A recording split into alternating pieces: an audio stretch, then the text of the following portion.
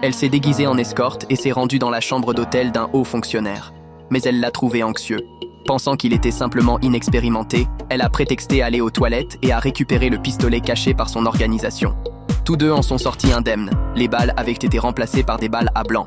Elle était tombée dans un piège. Une douzaine d'hommes armés ont fait irruption dans la suite et l'ont rapidement maîtrisée. Elle sentait que sa fin était proche. Soudain, un homme en costume s'assit.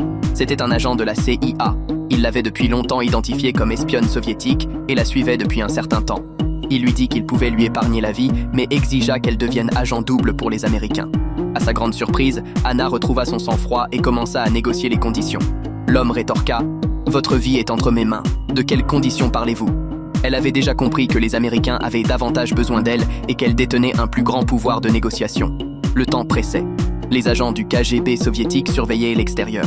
Si elle s'attardait trop longtemps à l'intérieur, des soupçons allaient inévitablement surgir. Les Américains n'avaient d'autre choix que d'accepter de négocier. Anna exigea la liberté et l'asile. « Travaillez pour nous pendant 3 ans, dit l'homme en costume. Nous vous ferons disparaître et vous rendrons votre liberté. » En moins d'1 minute, ils avaient convenu des conditions. Anna fut donc libérée. En sortant de la pièce, elle lutta pour garder son sang-froid. De retour devant ses supérieurs, mais son supérieur lui demanda pourquoi elle n'avait pas récupéré l'index.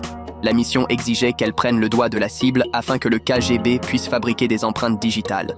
Elle dut faire semblant d'avoir oublié et se porta immédiatement volontaire pour y retourner.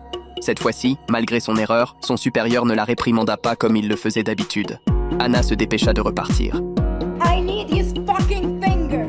No way, he's not leaving this suite. Not him, just his fucking finger. Oh, wait. Just put no part of it.